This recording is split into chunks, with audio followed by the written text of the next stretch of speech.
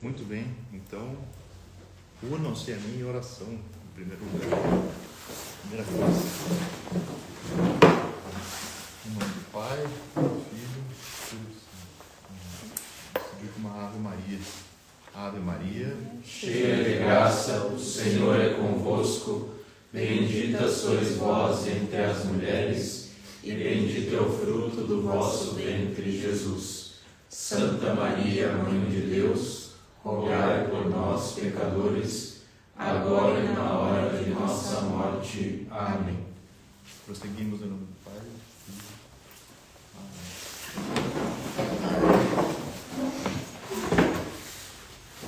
Muito bem. No ano de Nosso Senhor de 2026, hoje é 13 de julho. Hoje é 3 de julho. 13. 3 de julho. 12 mais 1 de julho. 12 mais 1. Isso. Um número muito ruim, parece. Muito bem.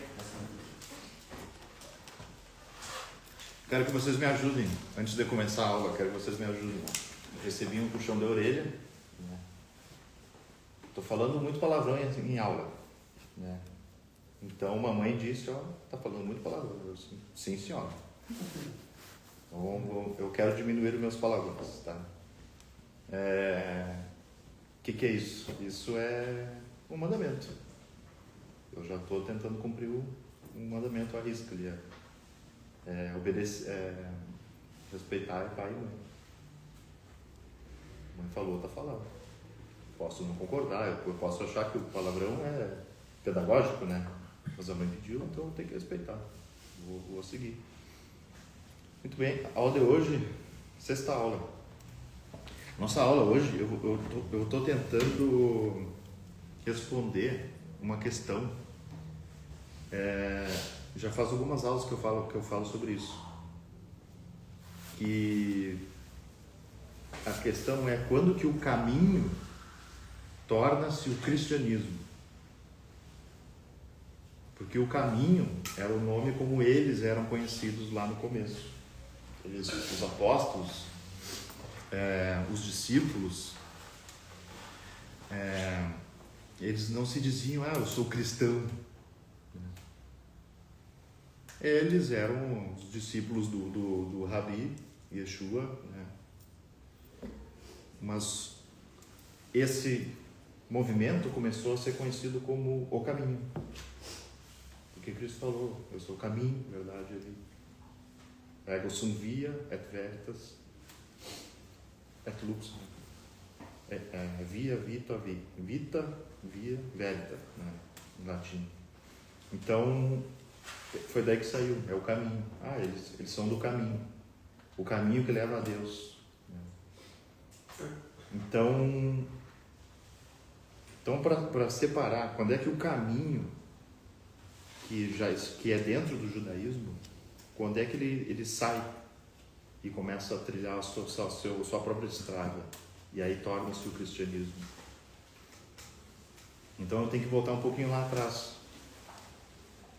De novo, sempre voltando atrás, né? Então, daquela linhagem que eu já falei para vocês lá nas primeiras aulas, explicando de Adão, passa 10 gerações, vai até Noé, passa 10 gerações de Noé, chega até Abraão. Toda essa turma, eles não eram judeus, eles não eram nem hebreus, eles eram outra coisa. Eles eram conhecidos simplesmente como Israel. O que é isso? Vou pegar um exemplo aqui,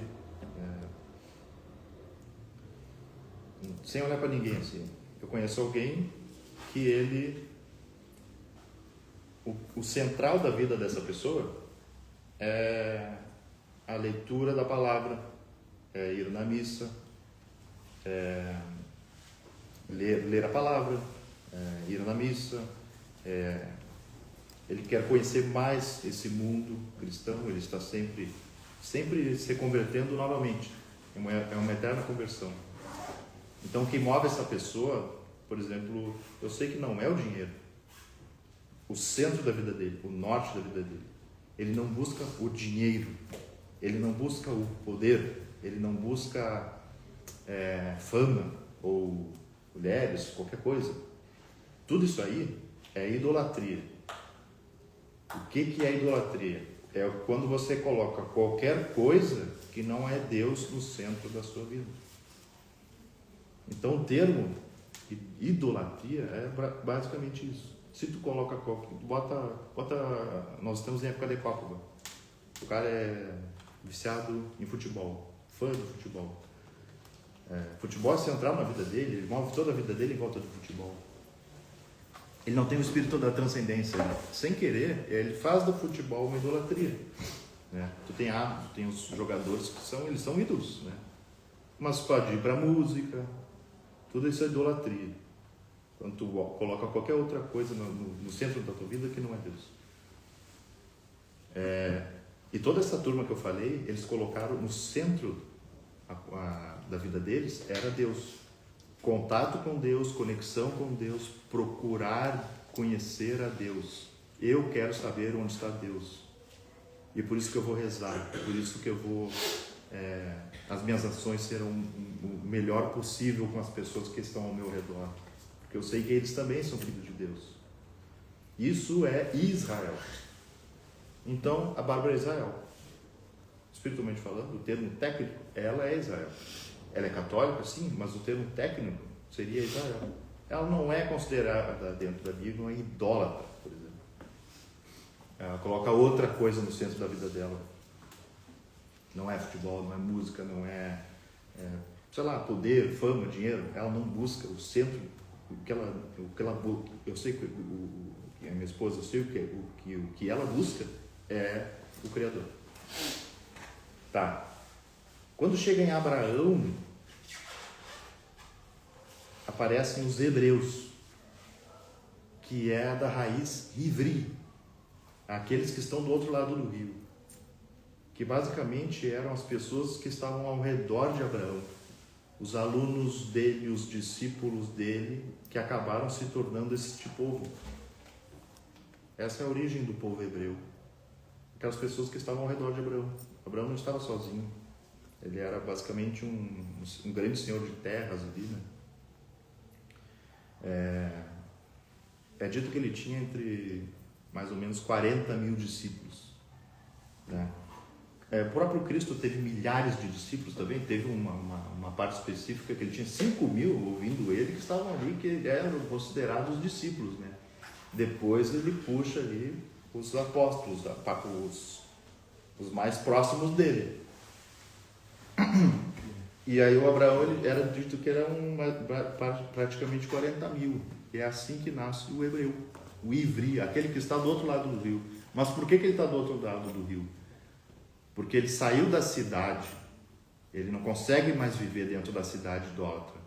Então ele sai, é como se ele criasse uma pequeno povoado do lado da cidade, né? Através do rio, está do outro lado ali. Eles não conseguem mais viver junto com a idolatria. Eles estão procurando outra coisa na vida deles. É assim que nasce o hebreu. Tá?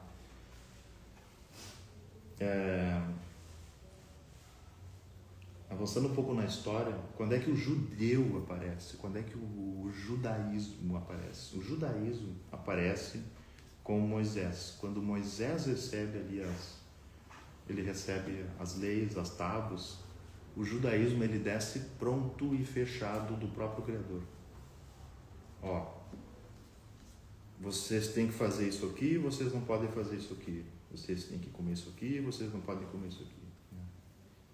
Desceu pronto ali o manual.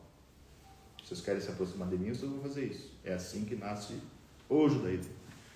Que inclusive não eram só hebreus que receberam, que se tornaram judeus, porque tinha a chamada multidão mista, que eram outros escravos que estavam no Egito, que também saíram junto com Moisés, que não queriam ficar junto no Egito. Então, quando Moisés saiu, outros povos foram juntos. Isso é interessante também. Mas todos ali concordaram no projeto de Moisés. Tá bem. E o caminho? O caminho é o judeu que já aceitou, que conheceu, que viu e ouviu, ele viu e ouviu o paralítico andando, né? Então ele viu o Messias. E ele está dizendo, o Messias está entre nós. Essa é a turma do caminho. Mas aí quando é que separa? Eu acho que na aula passada eu falei sobre, por exemplo, que quando os apóstolos eles iam pregar em algumas sinagogas, né?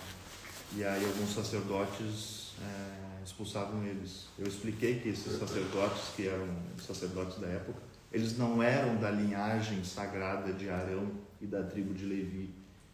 Eles eram de uma tribo dos idumeus, né? Que eles foram convertidos à força pelo judaísmo e acabaram chegando a altos níveis de poder. E eram eles que eram os sacerdotes da época. Anás e Caifás.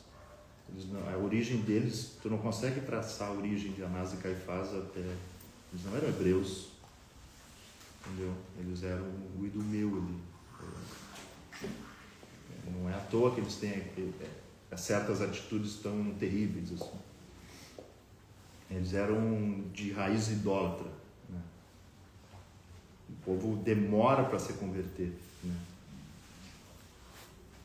Mas o povo, em geral, aceitava e se convertia. E começou a se espalhar rápido, muito rápido. Tu vê, de 12 apóstolos, do nada eram 500 pessoas. Já eram 500 cristãos. E aí depois 5.000, né? Aí chega um momento muito importante, que é o primeiro concílio de Jerusalém. Eu falei na aula passada ou retrasada, né? Eu vou dar uma aprofundada nisso aí.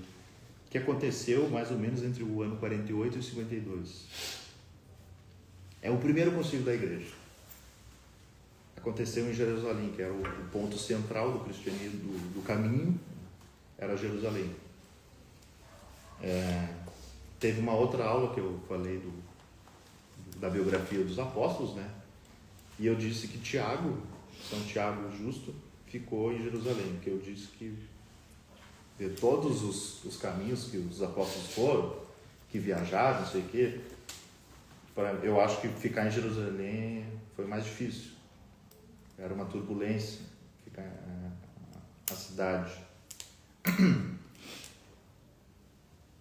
Mas o primeiro concílio de Jerusalém, muita gente entende que era uma briga partidária entre os petrinos e os paulinos, né? Os seguidores de Paulo e os seguidores de Pedro. Não, isso é uma tentativa de denegrir um pouco, atacar um pouco a história da igreja. Porque o concílio, dadas as devidas proporções, é como se fosse uma reunião de alinhamento, sabe? Uma reunião de alinhamento, dadas as devidas proporções, né? Vamos voltar todos para reentender o que está acontecendo. Então teve que acontecer em Jerusalém. Os principais, os líderes eram Tiago Justo, representante da igreja de Jerusalém, Paulo e Barnabé, que eram da igreja em Antioquia, e Pedro, né? O Tiago Justo que tu diz é o irmão do Senhor que fala no Profateus? Ah, tá. Também conhecido como São Tiago Menor. É o menor. Tzadik, né? Tzadik, o justo. O primeiro concílio de Jerusalém, a principal questão era se eles precisavam seguir as leis de Moisés, que são várias.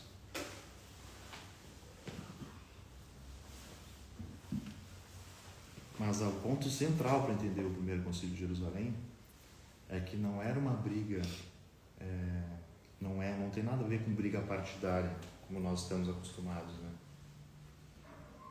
Eram pessoas relatando experiências, porque eles viajavam muito.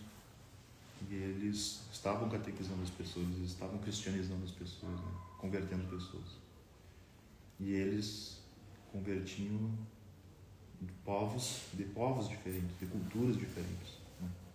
Não eram só judeus. Paulo, principalmente, é romano, grego. Eles já tinham viajado para a Grécia, já tinham estado na Grécia.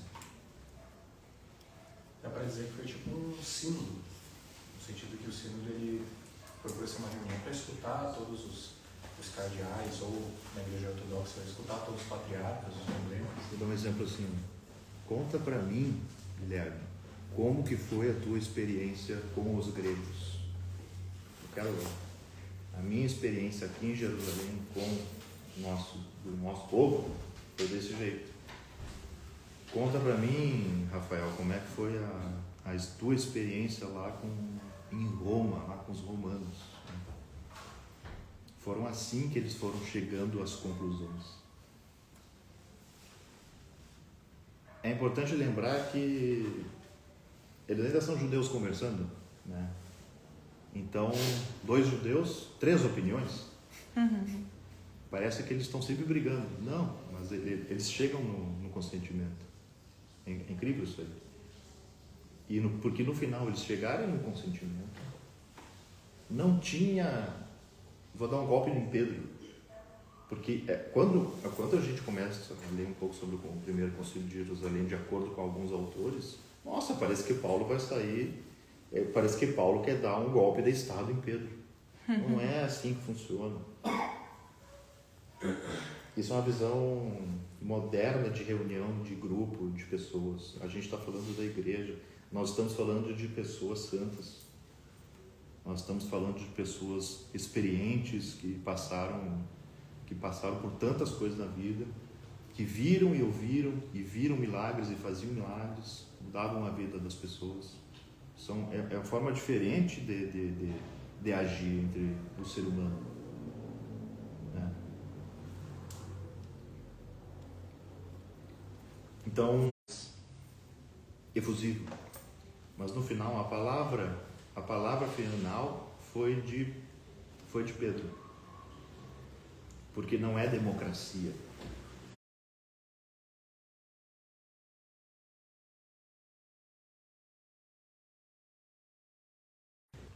Tá. Deu? Voltou. Aí, voltou. Me parece, pode ser que esteja errado, claro, primeiro ponto, assim, se a gente for marcar a questão do vestibular, qual foi o primeiro concílio, a gente vai marcar que é o de Nicéia. A igreja considera o primeiro concílio de Nicéia. O concílio foi um concílio, mas a igreja considera o de Nicéia. Se a gente marcar no vestibular lá, qual foi o primeiro concílio? B, C, D, Nicéia. Tá, esse é o primeiro ponto.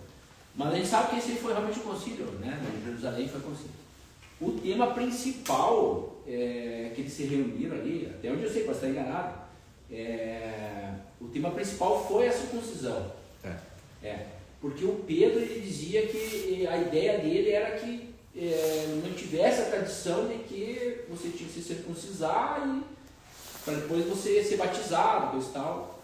Essa era a de Pedro. E Paulo ele achava que não, a circuncisão, apesar que os espíritos de Paulo não. Circuncisão não é mais no ponto de vista físico, é no ponto de vista espiritual só. Então, fisicamente, você não precisa mais fazer a circuncisão. Essa que foi eles provavelmente devem ter discutido outras coisas ali, né? Essa experiência e tal. Então, essa foi a chave da discussão do concílio. Então, aí que eu chego na consequência de que a última palavra não foi do Pedro, foi do Paulo.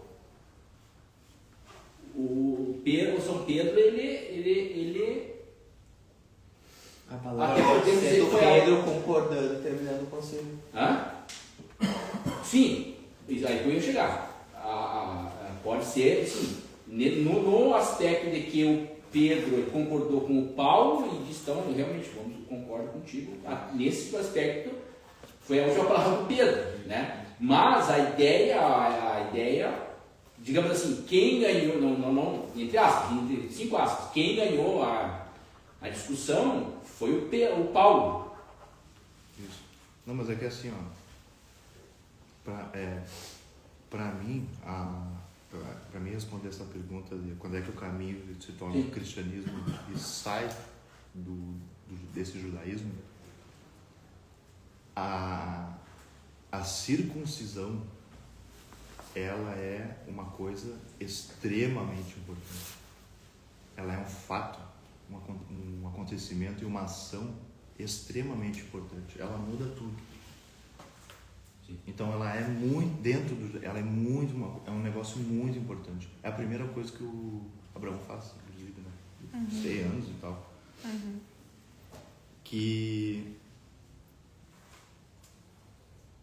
E aí o que o Paulo levanta, o que São Paulo levanta, é a circuncisão do coração. Na verdade são 3 circuncisões que Paulo levanta. Não é só a circuncisão interna. Sim, mas tem a circuncisão da língua, que é o que eu estou tentando fazer hoje, diminuindo o palavrão, por exemplo. Isso é circuncisão. Corta a ponta ali, fala direito. A circuncisão do pensamento, ou do olhar, é a circuncisão do olhar, né? A circuncisão do olhar. É o olhar com o outro sem aquele julgamento, sabe? Eu olho aqui e já estou julgando, já cai um julgamento em cima dele. E é através do olhar. E a terceira, a circuncisão do coração, que é o que São Paulo tá chamando, né? Então o cristão, ele é circunciso.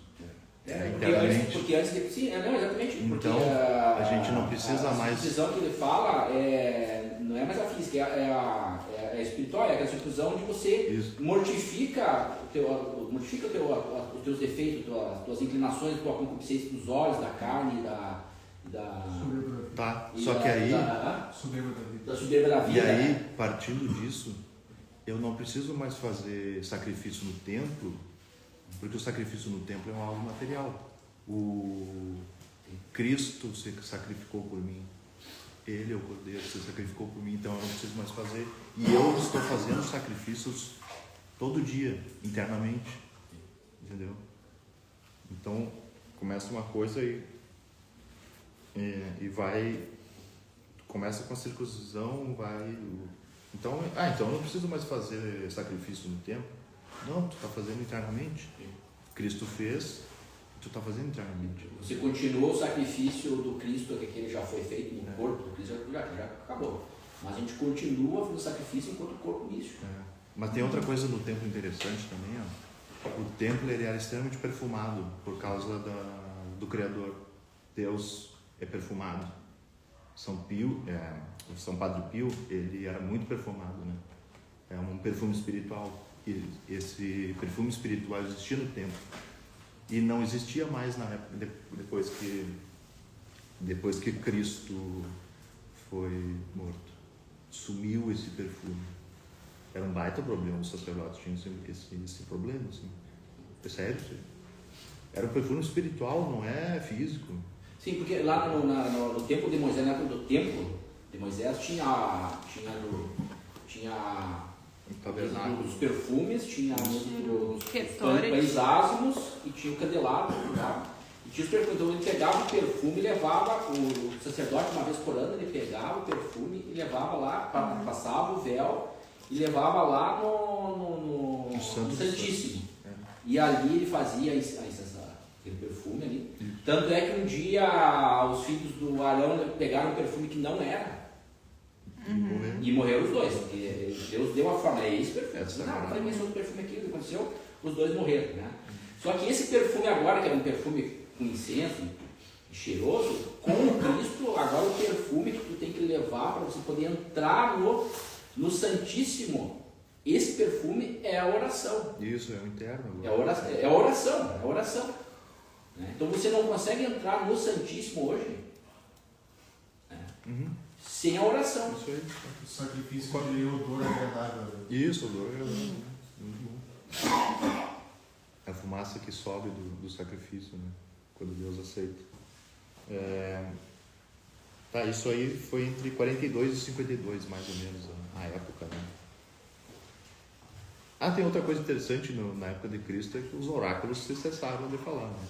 os oráculos que existiam na Grécia, né? As pitonisas, as profetisas gregas, os deuses não falavam mais, né? Isso não é lenda, isso é real, isso era o dia a dia das pessoas, né?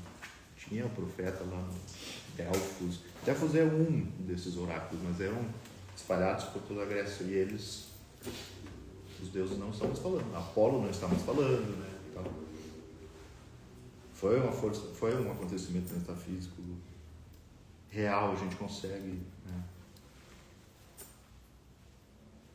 Depois foi a destruição do templo, né? A destruição do templo foi um impacto, foi cruel assim para eles. Como é que acontece a destruição do templo? Começa com incêndio em Roma, na verdade. Lá, né, não foi o Nero que incendiou, tá? Isso aí foi uma fake news dos caras que não gostavam do Nero. Mas Roma incendiou. No ano de 64.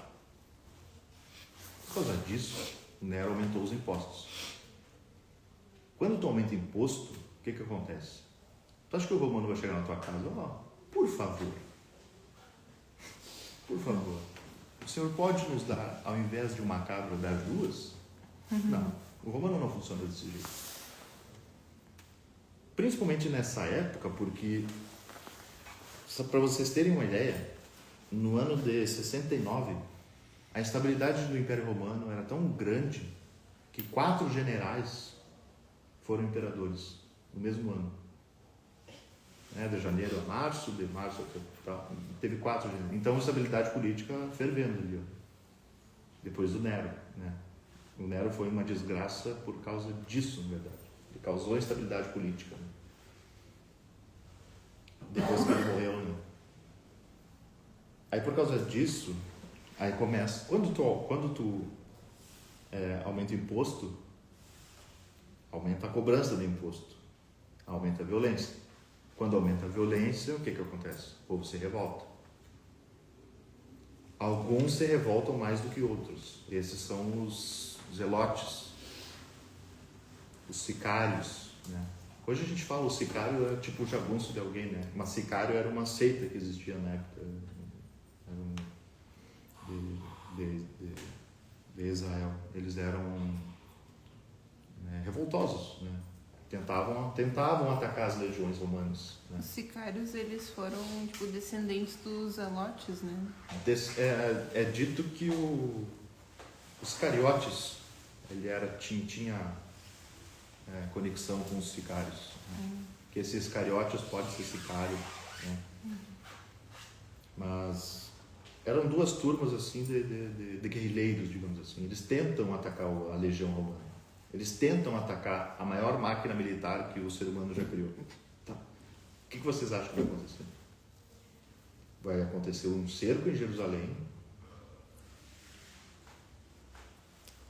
E vai acontecer uma das piores ações humanas em toda a história. Tá? O que aconteceu ali é quase historicamente, porque se alguém me perguntar por que o cristianismo precisa existir, eu vou dizer assim, olha, para que o cerco de Jerusalém não aconteça de novo, para que o desastre em Massada não aconteça de novo, né? O genocídio que aconteceu ali, o que rolou? Cerco na cidade. Não tinha comida na cidade. Flávio José, que é o historiador, ele era um militar, ele era judeu, foi para Roma, estudou lá e voltou como soldado. Isso era muito normal, né? O cara sai da Gália, vai para Roma, ele volta romano, né? Chegou a tal ponto de canibalismo. Mães com filhos, bebês. Então, cenas assim escabrosas. E Flávio José vai descrevendo para nós ali o que foi acontecendo, né?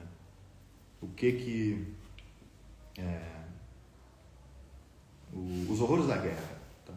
Os horrores da guerra. quer saber o que são os horrores da guerra, é só ver Flávio José descrevendo ali o que aconteceu em Jerusalém naquela época. E aí, quem era o general na época que estava ali era o Tito. O Tito tinha 30 anos, ele era... Não dá para dizer que é jovem, né? Naquela época o cara era adulto. Mas ele era filho de um cara chamado Vespasiano. E o pai dele era um desses generais que se tornaram imperadores. Então ele precisa de uma vitória urgente. Precisa mostrar para o pai dele. Ele precisa daquele território ali pacificado. Né? E foi Tito que destrói o templo.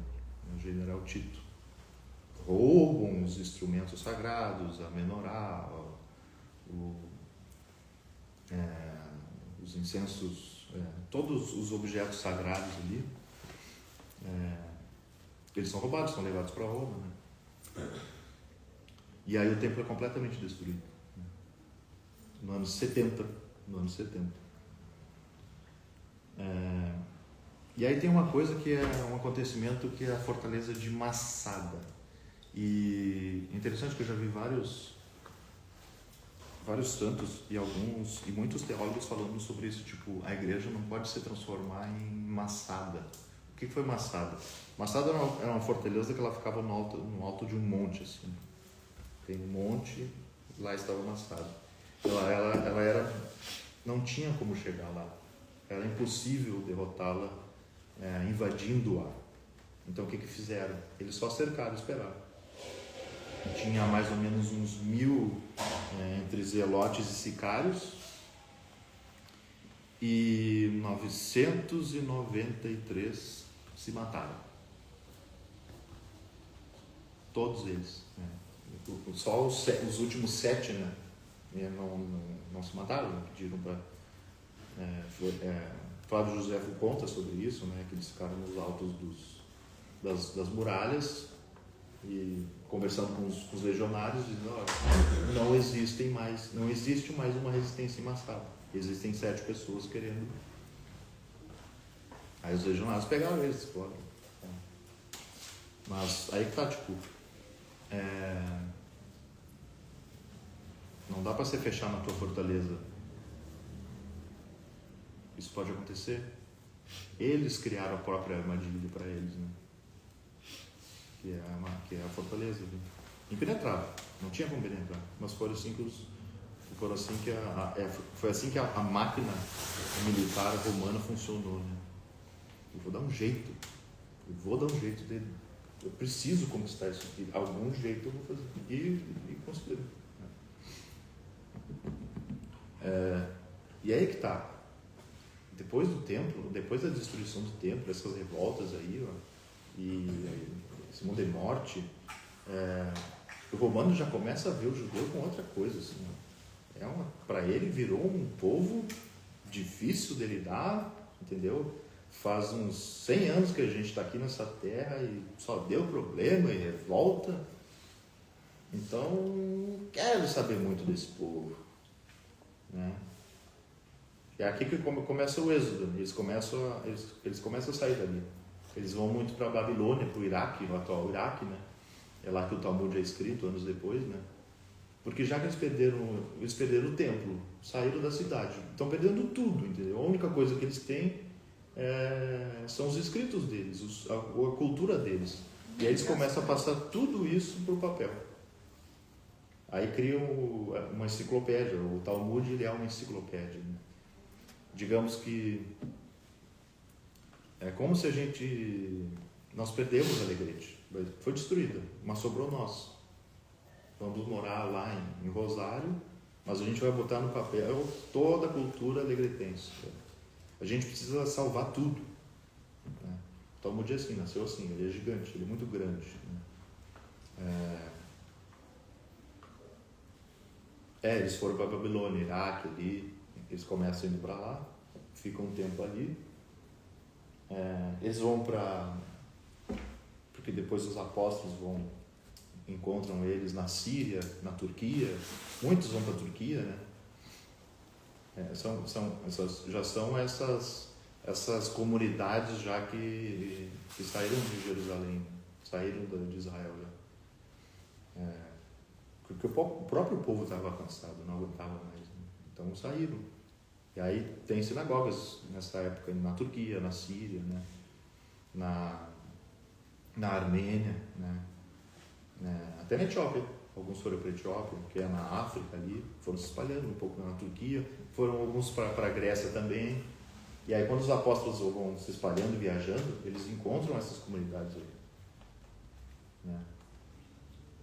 E aqui, ó, mais ou menos nessa época que o nosso cânone já começa, os evangelhos eles terminam de ser escritos, você pode me ajudar, mas é mais ou menos nessa época, o ano 80. Tá? Então, Marcos, Lucas ali, porque Marcos era um aluno de Pedro, né? Marcos teve uma autorização para escrever. E Lucas era um acompanhante de Paulo, né? Lucas tinha autorização para escrever ali sobre aquela cena, né? A vida de Cristo, né? Paulo não escreve sobre a vida de Cristo no relato mesmo, né? Tem as epístolas. Então, mais ou menos pelo ano 80, então, 10 anos depois da destruição do templo,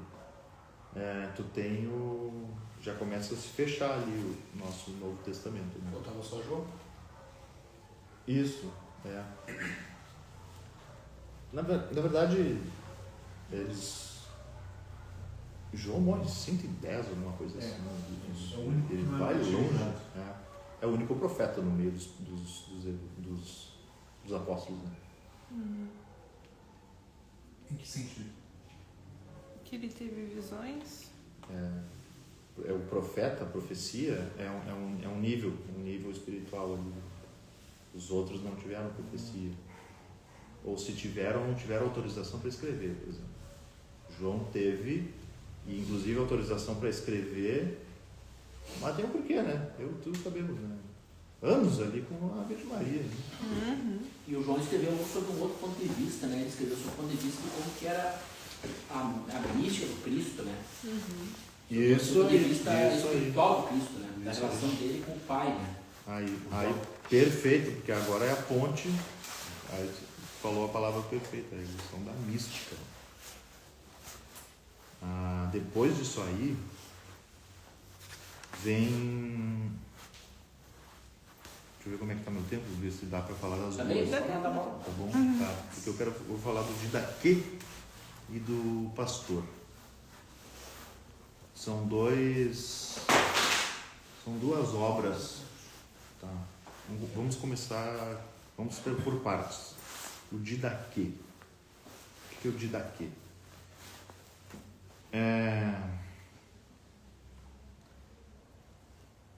Significa mais ou menos o ensino, ensinamento, ou ensinamento.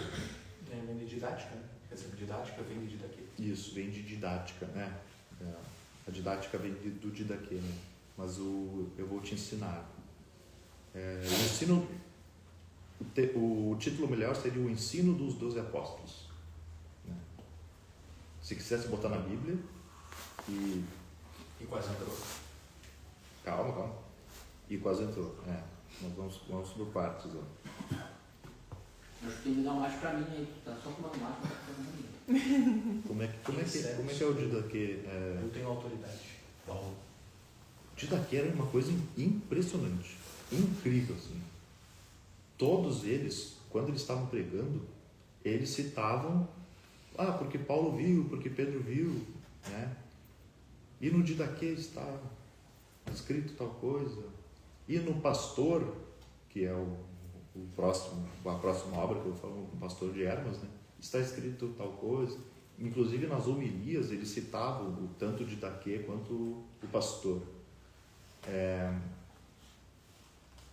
Mas por que não entrou? Por que não entrou ali? Teve a ponto de entrar, tem tudo para entrar. Teve tudo para entrar. É a mesmo vocabulário, mesmo estilo narrativo. Não entrou. O Pastor não entrou do Hermas, porque o Hermas era um escravo que ele não viu Cristo. E ele não era um apóstolo. É por isso que o pastor de Hermas não entrou. E o Didaquê é uma espécie de síntese. Tá? O Didaquê, para mim, ele tem uma raiz espiritual. A raiz espiritual é a pergunta, os apóstolos fazem uma pergunta para Cristo, né? Senhor, como devemos rezar? Como devemos, né, as nossas vestes? Como que nós iremos rezar? Eles querem saber, né? Eles querem uma síntese. Eles pedem que Cristo dê uma síntese, né? De como deve ser o ser cristão. E aí nasce o Pai Nosso, né? É exatamente aí que Cristo revela essa oração, né? O Pai Nosso. Então, o Didaquê, ele já tem essa raiz. Eles eram assim. A gente precisa... Tá, o que é isso aqui? Porque de acordo com o que nós estamos... De novo, sempre voltando para essa questão das experiências e relatos. A experiência que eu estou tendo em tal lugar, o povo está pedindo uma espécie de... Me deixa mais palpável, me dá um manual, né? Me dá uma regra. E o Didaquê é praticamente uma coisa de um livro de regras. O Didaquê ele foi feito com um objetivo mais catequético, né? Isso. Porque as pessoas, os adultos, queriam se converter ao cristianismo e eles faziam um catecumenato. Isso, mas o que é isso? E aí eles fizeram, como se nós tivéssemos como se fosse o nosso catecismo, o catecismo primitivo. Isso. Aquele primeiro. Isso. Ele é o primeiro catecismo. É o primeiro catecismo da igreja. Mas é exatamente... Sim, nós falamos a mesma coisa. Compilado a gente falou a mesma coisa. Vamos ensinar assim, né? Pra ficar uma coisa meio... Porque as pessoas pediam. Eu preciso de um... Como que é? Deixa eu entrar um pouquinho nele, porque é basicamente isso. Como eu coloquei aqui, ó, é diretriz prática para a vida das comunidades cristãs. Como que elas têm que se portar. Tem uma coisa maravilhosa aqui para nós, ó, porque o Didaquê, ele fala que existem dois caminhos. É bem claro. Existem dois caminhos. Tu tem o caminho da vida, que é o caminho da caridade, da justiça, da comunhão, amor ao próximo, os irmãos, vizinhos, viver juntos e bem. Como é que eu digo? Não puxar o cabelo do coleguinha, né? Não roubar o sanduíche do colega, né? Do outro lado, tu tem o caminho da morte, né? A cultura da morte, né? Tá lá onde daqui, que é o pecado, são os vícios, é o jeito meio romano de viver, né? Puxando tapete, conquistando, né? Sei lá, Roubando, matando. Do tipo assim, esse cara tá aparecendo muito, já é inveja, nasce a inveja, né? Tá aparecendo demais, então eu vou derrubar ele, eu quero o cargo dele. Esse é o caminho da morte, né? Ele é bem claro, o Didaquê deixa bem claro. Tu tem dois caminhos, o caminho da vida e o caminho da morte. O caminho da vida que leva à salvação, né? Via veritas vita, e o caminho da morte, que vai te levar para o Sheol, inferno. Essa é a teologia forte do Didaquê. A segunda coisa que tem dentro do Didaquê são instruções de liturgia. Como é que você faz o batismo? Como é que se jejua, né? Como é que se reza? A oração, como é que é a oração? Como é que funciona a Eucaristia? Não, obrigado, agora... Meu. Como é que funciona a Eucaristia? Como é que é o jejum? Tem que saber jejuar. Tem uma forma correta cristã de jejuar. Tem uma forma correta cristã de orar, né? A gente está estudando forte isso aí. Como é que funciona o batismo? Como que é o batismo? Né? É todo dia? Que nem os seguidores de João Batista? eles tinham uma cerimônia que era todo dia, né? É uma variação do mikveh, né? Que é o banho, a purificação judaica, né? Aí João Batista vai lá e o batismo é todo dia, tem que ir todo dia no Jordão, que era um rio sagrado para eles, né? Isso é legal, né? Interessante. E para nós, e para nós que somos do caminho, que somos cristãos, como é que funciona o batismo? E aí a terceira parte da Judaquê, que é a hierarquia. A hierarquia, como é que é a hierarquia da igreja? Como é que funciona a igreja? Leigos e clérigos e... como que eu recebo um missionário, um apóstolo? Estou aqui em Antioquia. Só que essa parte da hierarquia aí... Como que eu recebo um profeta? Como é que eu trato um profeta? O cara é profeta, como é que eu trato ele? Essa parte da hierarquia que dá uma lida nas epístolas de Santo Inácio de Antioquia. Ele fala muito sobre essa parte da hierarquia da função do bispo, né? Os reminiscências.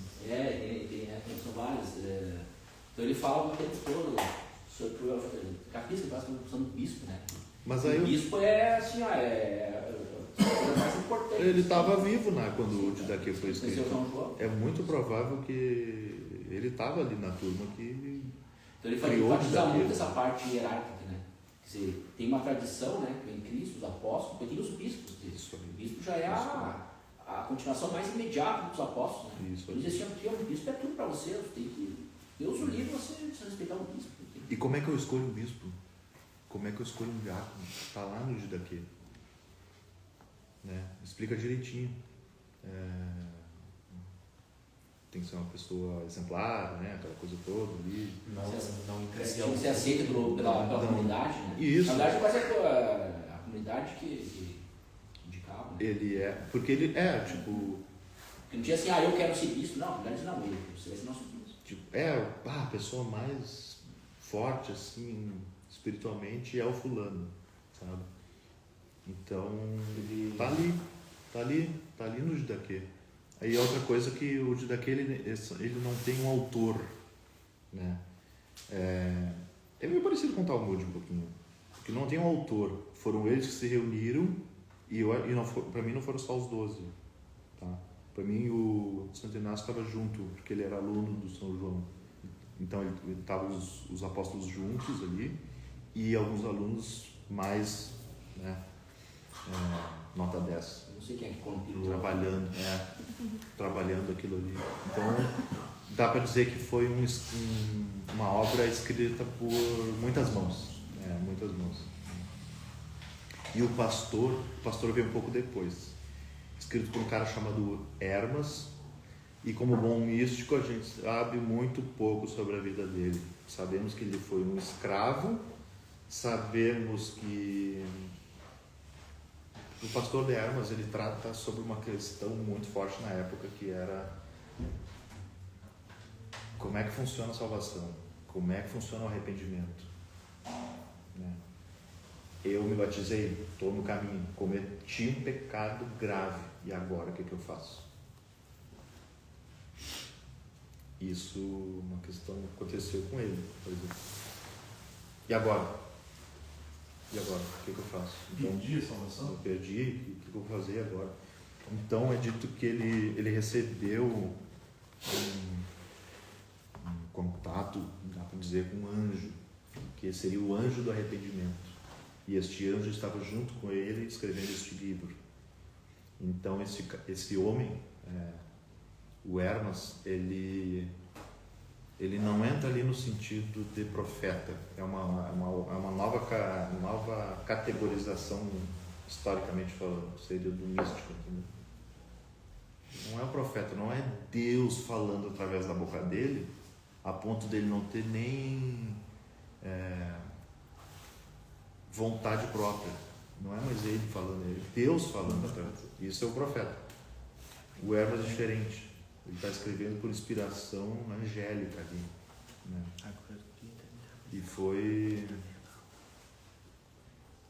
Olha o perigo disso. O perigo de cair em alguma coisa. Ih, como é que ele sabe que é um anjo, né? Não, mas ele ele tinha pessoas junto com ele, ele fazia parte da comunidade, tudo, ele tinha contato com... Ele é posterior aos apóstolos, mas ele tinha contatos com esses alunos desses apóstolos, né? A tradição da igreja, com bispos e tudo mais. Inclusive, é dito que quando ele estava escrevendo, ele foi falar com o bispo dele, primeira coisa, né? Direto. E o bispo diz, deve-se escutar este anjo. E aí, dentro do livro, é o anjo falando, o anjo do arrependimento, dando uma aula de teologia. Né? É muito... Ele usa imagens muito fortes, muito bonitas. Assim. Então, é uma leitura muito boa, muito interessante. Né? E, de novo, a biografia do Hermas é um pouco... a gente sabe pouco. Alguns dizem que ele poderia ter sido irmão de um papa. Né? Mas não dá para dizer, eu não bato o martelo. Mas dá para dizer que ele seria um dos primeiros dentro da mística cristã. Dá para dizer que o Hermas foi um dos primeiros ali. E foi amplamente aceito e era utilizado em homilias e tudo mais, né? Até que chegou um ponto em que eles bateram o martelo de a Didaquê e o pastor não vai entrar no Novo Testamento. Então, como não... Citei também, o nosso Antioquia também, né? Isso, as cartas dele. Mas como ele não conheceu,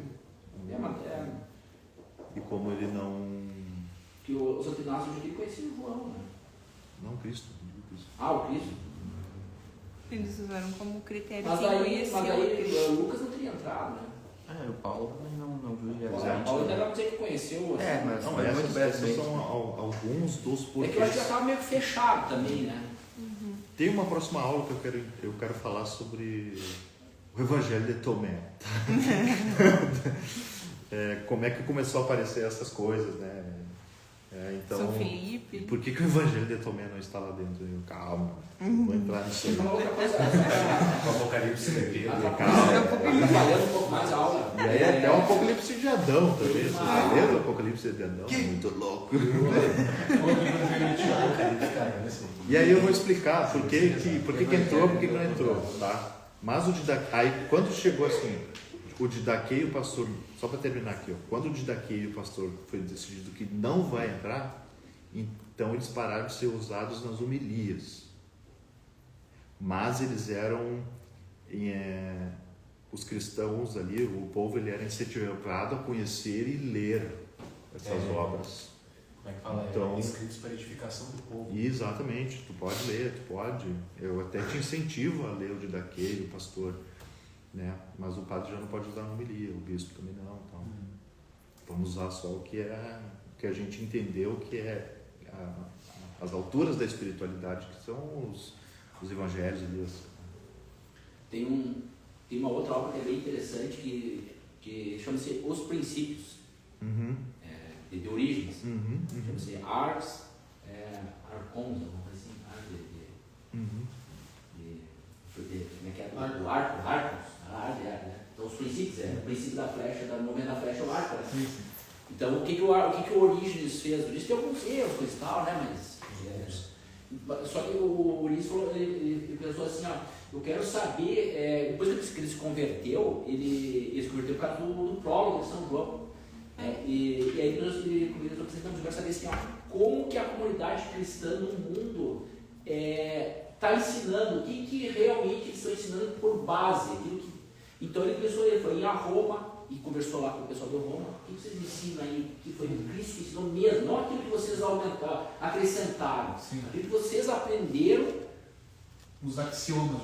Os axiomas, o que vocês aprenderam? Aí ele foi lá em Antioquia, o que vocês aprenderam, que vocês criaram a herança do Cristo, dos apóstolos, não aquilo que vocês desenvolveram daqui para frente. Tá certo também, mas ele não quis saber isso, ele quis saber o que era. Então ele foi em várias igrejas e daí ele escreveu os princípios, tudo na metade.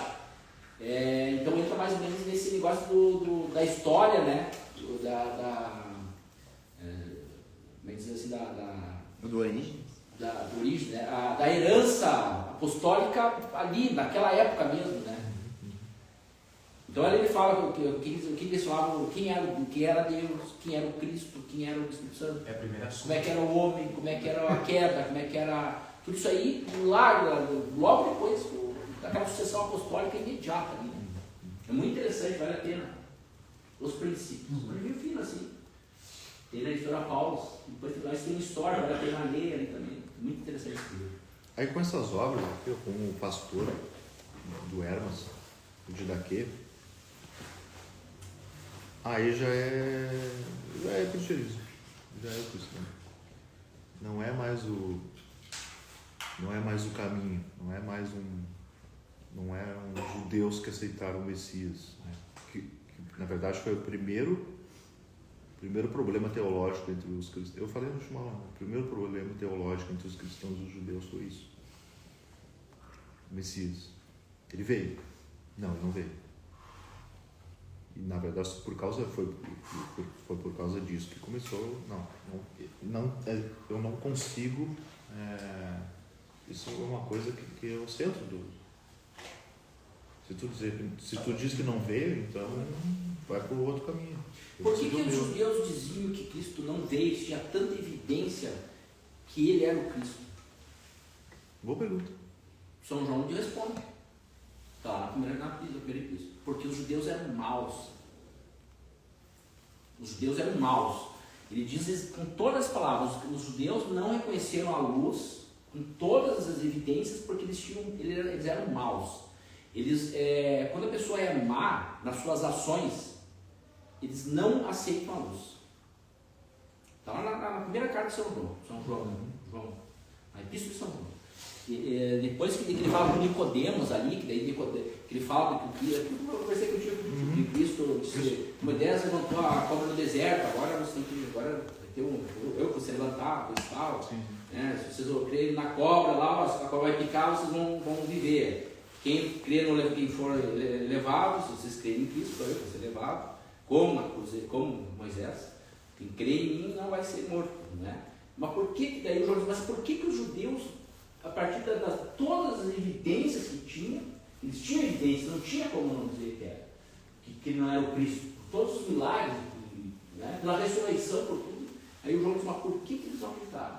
Porque os judeus eram maus, eles tinham tudo para acreditar e não acreditar. Por quê? Porque eles eram maus. Hoje em dia é a mesma coisa. Tem tantas evidências do cristianismo, por que tem pessoas que não aceitam? Porque essas pessoas são más, elas têm um mal, elas fazem as obras dessas pessoas são más. Sim, mas todos eles? Os que não aceitaram porque eram maus. Não, todos os judeus? Não. Teve os que aceitaram, né? No cristianismo é que está. Para João, ele não faz a diferença de fariseus e outros, como Mateus faz. Ele está dizendo assim, por que essas pessoas, está dizendo, claro, bem tinha um, ele está falando de quem? Ele está falando dos sacerdotes? Não sei, provavelmente não de todo mundo. João, quando ele escreve o Evangelho. Eu acho que muito mais dos sacerdotes. Porque por que aquele sacerdote que tinha a lei, tinha todo o conhecimento, por que essa pessoa não aceitou? Ele sabia que havia um Cristo. Sim. Por que essa pessoa não aceitou? Porque ela não tinha fé, na verdade. Ela não tinha, porque as obras dela eram más. Nem sou eu que disse isso aí. A salvação vem de Israel. E durante. A salvação vem de Israel por Jesus Cristo, não por Israel. Sim, mas foi de dentro deles, né? Sim, de dentro de Israel, mas pelo Cristo e não pelo povo de Israel. Tudo bem. O povo de Israel, ele não aceitou. Sim, mas e não aceitou ainda. Talvez aceitar depois. Mas preparou ele, né? Sim, exato. Ele foi incubado dentro desse. Sim. A gravidez dele durou milênios, né? Foi lá dentro. Sim. Mas aí, ó, faz várias aulas que eu estou dizendo que durante quase 100 anos o cristianismo ele era judaico. Os primeiros a aceitar foram eles. Não, eles não aceitavam. É que assim. Eles não aceitavam. Não, aí que tá. Quem aceitou foram os profetas. profetas ali, Isaías, toda aquela turma ali, Moisés, E eles Abraão. eram o quê? Não. Agora, o povo em si não aceitou e também não aceitou. Mas ao ainda. mesmo tempo que eles não aceitaram, eles foram os primeiros a aceitar. Não, eles não aceitaram. Por décadas, mas eu estou te explicando. As duas coisas é que acontece o seguinte. Eles quando foram os Ju- primeiros a aceitar. quando Não o foi o auxílio- grego. Sim, tem os que aceitaram. Obviamente que eu não estou falando dos que aceitaram. Estou falando por Tá. que aqueles que não aceitaram, o João está dizendo, por que é os que não aceitaram? Obviamente que é os que não aceitaram. Tá, tio. Só que o negócio é o seguinte, tu não pode botar todo mundo no mesmo saco. Não sou eu que vai brigar com o João. Não, aí que tá. Quando João escreve assim, por exemplo, Jesus, ele não discute com os fariseus sobre tirar filhos de Abraão das pedras. Aí está escrito que ele discute com judeus. Mas Nicodemos, por exemplo, também era o que a gente chama no geral de judeu. Sim. Mas a gente sabe pela tradição que ele vira santo. Nicodemos é um exemplo de judeu no sentido amplo que aceita a boa nova de Cristo. Só que o que João chama de judeu é os judeus que não aceitaram a boa nova. Óbvio que os que não aceitaram. Aí a explicação por que não aceitaram. Sim. Aí, Sim, óbvio, não estou exatamente. falando dos que aceitaram, daí isso que vai ter uma tradição tremenda, né? Sim, não, Por mas que aí... Paulo aceitou, não, porque Paulo era mau, não, daí não faz sentido. Exatamente. Estou falando dos que não aceitaram. Mas E na literatura joanina, judeus os judeus, vírgula, que não aceitaram. Sim, mas eu falo. E daí ele dava, por que eles não aceitaram? Aí eu ia dizer, porque eles eram homens maus. Sim, mas tem, nas primeiras décadas, eles foram os primeiros a aceitar. Uhum. E durante muito tempo era só eles, era só deles. Depois que foi Porque tu passando tinha por o gente. Paulo, porque tu tinha Paulo para os gentios, mas Paulo nem apóstolo era. Tu tinha os outros 12 catequizando e cristianizando e espalhando mensagem dentro de sinagoga. Sim, esses foram os que aceitaram. Não dá para botar tudo dentro de um saco. Não, mas não por que tu não sabe? Eu falei aqueles que não aceitaram. Será Por que, que foi a maioria? por que aqueles que não aceitaram? Não estou falando dos que O aceitaram. Caifás ele. Os que não aceitaram, tá? Os que aceitaram, óbvio, os que aceitaram, os que aceitaram, esses foi o que a luz veio. Mas é um negócio seguinte, por que os brasileiros prenderam Jair Bolsonaro? Opa, pera lá, Sim. pera lá. Mas vocês entenderam, né? Vocês entenderam o que eu falei, né? Tá, mas tu é brasileiro, tu prendeu Jair Bolsonaro? Né? É que Não, quando peraí, chega não, o peraí, termo, não assim, pode não entender. Dá. Quando eu falei, não, tá falando para não entender. Tá falando para não entender. O João diz que aqueles que não aceitaram, aqueles judeus que não aceitaram, Tá, os que não aceitaram. mas não foi isso Por que que tu falou. os que não aceitaram, Tu disse por que que eles não aceitaram? Ele disse porque eram Mas maus. tu disse Porque hoje. as obras deles eram más. Ótimo. Isso não deixava. Agora tu explicou o teu deixava a ponto. luz Não penetrar. foi isso. É de primeiro Agora ele falou tu assim, explicou. né? Não foi Falou isso. assim, que o judeu não aceitou Cristo porque o judeu é mau. Obviamente, os judeus que não aceitaram Não, Cristo, não, obviamente. Senão ia dizer que Paulo, que João, que a Virgem Maria, que todo mundo era má, obviamente. Daí, Mas o senhor disse assim, ó. Tu sabe por Daí não faz Tu sentido. me perguntou assim, ó. Por que aquele não. Eu vou te explicar. Porque os judeus são maus. Opa. Os judeus que não aceitaram. Mas o senhor disse, os judeus são maus. Eu, opa. Não, os judeus que não aceitaram. Agora tu explicou o teu ponto. Que. Mas tá Mas bem. tem que ser aceitou, né?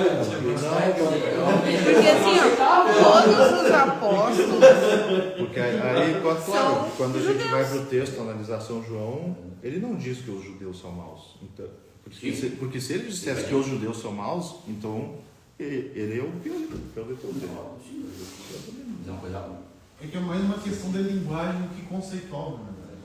Porque, por exemplo, tu pega Mateus falando, eu, Jesus, na palavra de Mateus, vim dar pleno cumprimento à lei. Aí você depois pega Paulo em Romanos dizendo, não, a lei já não tem mais a força. Os dois estão usando a mesma palavra mas o conceito não é o mesmo. Mas tem outra coisa também que eu falei numa aula lá atrás, que é os níveis de interpretação da Bíblia, né? Porque quando ele está falando sobre isso aí, ó, ele está explicando que quem não aceita Cristo é mau, no final dos contos. Exatamente. Então, porque a pessoa é má. então, sei lá, o cara do... A luz veio, ela está dentro daquele grupo que lá no prólogo diz, a luz veio ao mundo e o mundo não a aprendeu. Não entendeu. Ele está dizendo que o mundo não a aprendeu, mas todo mundo não aprendeu? Não, aquelas pessoas que são más que não aprenderam. Aqueles que aprenderam, os primeiros filhos de Deus. E tem uma coisa que aconteceu assim, muito, pelo menos na minha percepção, assim, ó, principalmente o judeu que ficava estudando dentro do templo, eles começaram a ser mais racionais, né? Tipo, eles não exerciam muito a fé. Não, eles caíram na interpretação literal. Isso, aí eles levavam tipo as escrituras pelo solo escritura. Quando fica só na literalidade, Isso. tu ia gostar dessa aula. Que eu falei dos níveis de interpretação que a Bíblia não está falando sobre coisas da terra. Né? Mesmo, sim, existia um povo que, por exemplo, que saiu do Egito e tal, mas a gente não está falando sobre isso. A gente está falando sobre o povo que existe dentro de ti, o Moisés dentro de ti, o faraó dentro de ti, né? A mesma coisa, a paixão de Cristo. Tu tem um Caifás dentro de ti, tu tem uma Verônica que ajuda a Cristo, o Simão de Cirene também que ajuda. Né? Tem má vontade, mas ajuda. Isso, inclusive. Então, não dá para ficar na literalidade da coisa, tem que ir A pessoa do chat está participando. Temos ações do chat. O que o nosso chat está falando? A Clara deu boa noite. A Fábio disse boa noite, meu genro. A Andrea Peri. Negaram Jesus por vaidade, porque Jesus, em sua simplicidade, propôs uma mudança e isso assustou demais. Nicodemos foi um discípulo oculto de Jesus. Isso tinha demais, ó. Bárbara ama sua risada. Isso aí é interessante, né? Os discípulos ocultos, né?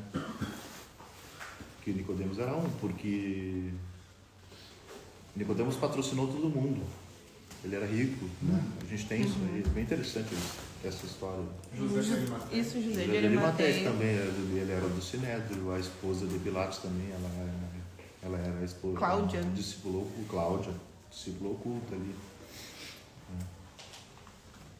Que provavelmente teria, que talvez converteu o marido, não sabemos, né? Tinha os discípulos ocultos ali.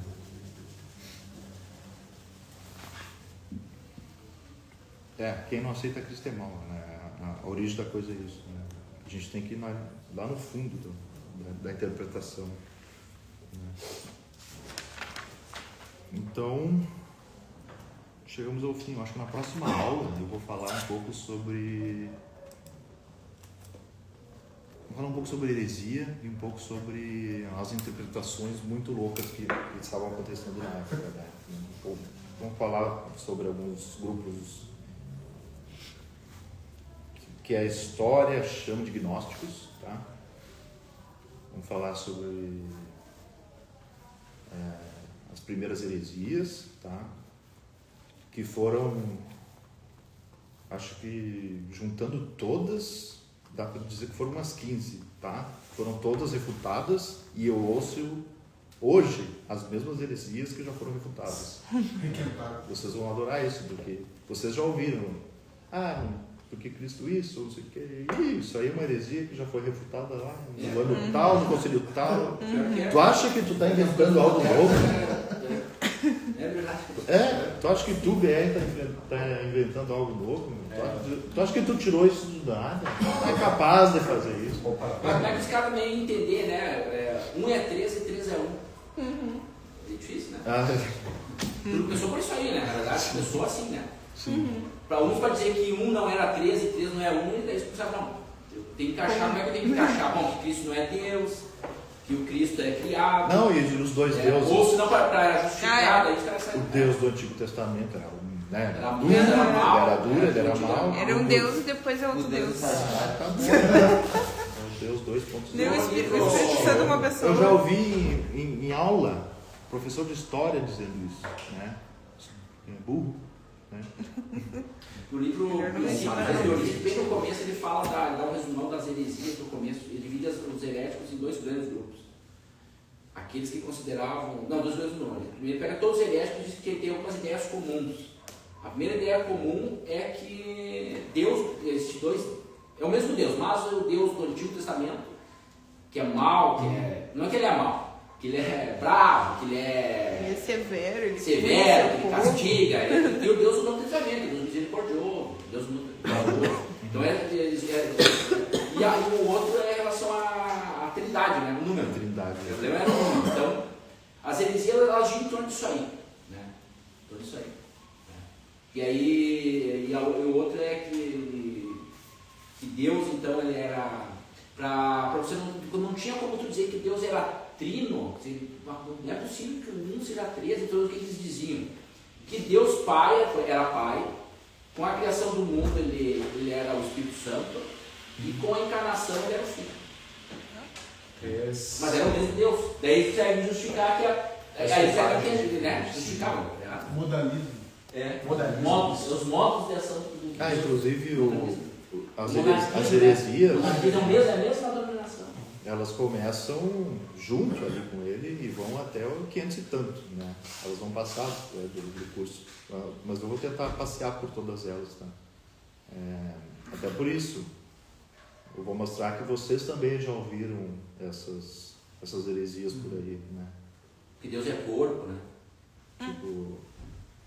No Antigo Testamento dizia Deus veio assim, Ou Deus que, é fogo, ou Deus que não, Cristo Deus é corpo. não tinha um corpo carnal, Deus ele é era meio fantasma. fogo abrasador, Tem de tudo, mas mas também heresias tem de tudo, né? brisa leve. É, Deus é Mas sempre lembrando de Chesterton, né? Eles estão tentando acertar. É um fervor que enlouqueceu. Heresia é uma virtude que enlouqueceu. Isso, uma verdade que enlouqueceu, tá? Inclusive, eu não... Sei lá, não dá para dizer, eles não são os vilões da nossa história, né? Porque cada tema que eles levantam são temas importantes, né? Que não é fácil chegar na conclusão. Mas é que tinha 2 grupos de pessoas da época. Na verdade, tinha 3 grupos. Tinha aquele grupo que não questionava. Que Deus é um, Deus é trino. Deus é assim, não precisa questionar. Não precisa entender que Deus é um e é trino. A igreja está dizendo que Deus é um e é trino ao mesmo tempo que Deus. Então, esse grupo de pessoas. Tem o outro que tentava explicar, que meditava, que rezava, tentando explicar, e às vezes estava errado, como foi Orígenes. Ele não foi de má vontade que ele errou algumas coisas. Né? Ele se baseava no neoplatonismo, estava tentando acertar. Agora, tem outros que não rezavam, não meditavam, e iam só pela lógica, pela interpretação literal da Bíblia, né? Porque Orígenes disse, tem uma interpretação literal, ele falou, uma literal, e tem outra que é a alegórica, né? Quer dizer, literal está escrito ali, alegórica, quer dizer, por trás da literal tem uma coisa, tem um mistério. Então, diz ele nesse sentido. E os outros, o herege mesmo, o herege é herege porque ele não tem fé, ele não medita, não reza. Então ele vai só pela razão, e pela razão ele erra, porque ele vai só no sentido literal. Ele não consegue perceber que por trás tem o alegórico também, e que o Antigo Testamento tem a ver com o Novo Testamento, e o Novo Testamento ilumina o Antigo Testamento. Né? Então tem os 3 tipos né? Os 3 tipos, né? Tinha uns que eram bem bandidos mesmo. E o problema é que o herético, ele erra porque não... Tinha uns, inclusive, que eram bem bandidos, né? Bem... Pô, agora, nos anos 70, tu tem a Fundação de Seitas, entendeu? O cara tem várias mulheres ali. Mas ele é o nosso mestre espiritual ali. Isso aí tinha também na época, né? O cara é meio bandido, meio ruim. Tentar destruir tudo e formar uma coisa nova. Inteligentíssimo também, né? Tipo, intelecto muito forte ali, mas moralmente baixíssimo, né? Isso tem e tinha também na época. Quando a gente dá uma boa estudada na história, não existe nada de novo debaixo do céu. Tudo já existiu, né? E já foi refutado, por exemplo, no caso dessas heresias. Coloca a mãe terra, isso já não dá coisa do corpo, né? A alma do mundo, já tem lá agnóstica, lá já está tudo lá. Muito bem, mais alguma, sei lá, pergunta, né? A aula tá boa?